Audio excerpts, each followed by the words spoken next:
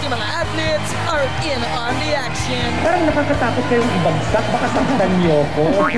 Pati nga si Tatang na boksingero, patutumbahin si Manny para sa titulong Talentadong Pinoy!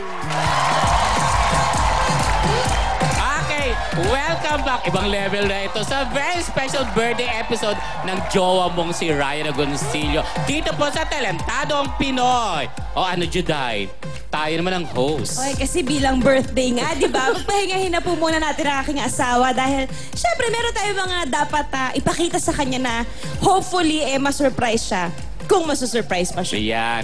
Alam mo, Juday, in behalf, take note, in behalf of Talentadong Pinoy. Saan nagagaling ang in behalf na yan? Binabasa ko. Binabasa! Ngayon pala nagpapasalamat kami sa inyo dahil yung ito yung una mong appearance sa television sa Talentadong Pinoy. Public appearance mo ito. First time after mong iluwal. Iluwal, Ano? Si Lucio, iluwal. Hindi naman iba sa akin ang talentado. At saka alam naman ni Ryan yan na kung meron mang isang show akong lalabasan, pagkatas kong mga anak, Talentadong Pinoy yan. Dahil ang Talentadong Pinoy, part na ng buhay namin ni Ryan yan. Oo, asawa parang dito na nakatira, di ba? Anyway, sa mga mangyayari po ngayong gabi, talaga namang sinubukan po naming ilihim kay Ryan ang mga bagay-bagay. Pero sa mga events, hindi namin siya nagawa. Pero itong bagay na bibigay namin sa kanya, talaga namang kahit ako na nanay natitense. Natitense ka, oo. Hay, successful ba? Parang ang feeling ko successful naman yata ngayon. Di ba, Rai? Anyway, kung si Juday, nako, eto na. Ang first time lumabas dito pagkatapos ng kanyang baby, meron pang isang first time na mapapanood nyo dito po. First time pa rin. Di ba, Juday? Oo, parang lahat ata ng first dito sa Talentado na gaganap. Naku, Panginoon ko. Kinakabahan ako.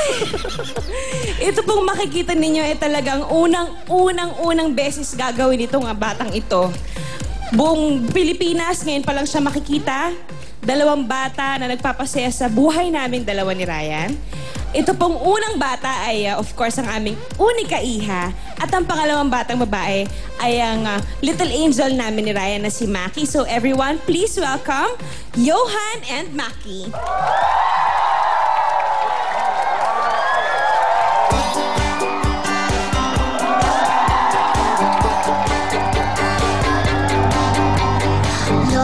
The phone, girlfriend, she's upset. She's going up about something that you said. But she doesn't touch your humor like I do. I'm in the room and difficult. You late night and listen to the cat music. She doesn't like it. She'll never know your story like I do. Short skirts, I wear t-shirts. She staring up the night. I'm on a beach.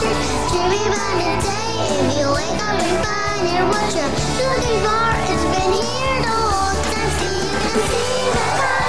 The one who understands you. Been here all along, so why can't you see? You belong with me. Stand by. Back all the time I could deny, no, maybe you belong with me. You belong with me.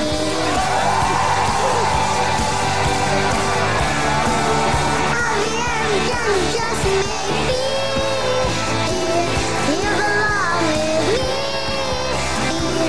You belong with me.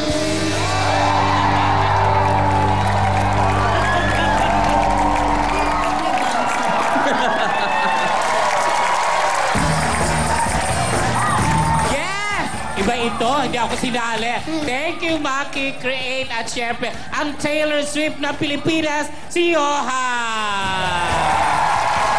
Bongga itong bagets, kakaiba, at syempre, tatawagin po natin sa stage ang Pamilya Agoncillo. Come on, baby. Oh! Salala, ang tagal kong pinigilan gawin ito. Parang papalitan na kita. Hindi, itong mga batang ito. You made them so happy. Okay. Max. Ito po si Maki, ang bunsong anak ng aking kapatid. Hi. And si Johan, ang aming panganay. Okay, sweetheart, thank you very much for singing and dancing. Happy birthday, Daddy. I love you. Happy birthday, Ninong. I love you. We love you all. Thank you. Did you enjoy? Yeah. All right, give me 5. I like you. Okay, finish your studies, okay? It's your promise, okay?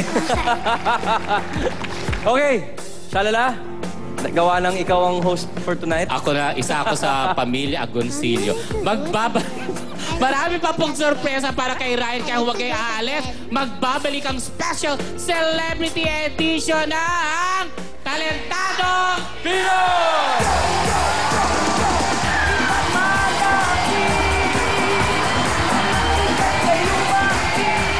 Marami pang sorpresa! Balita namin, ito ang kauna-unahang pagkakataon na pumayag ang mga taong ito na malapit sa iyong puso magpa-interview.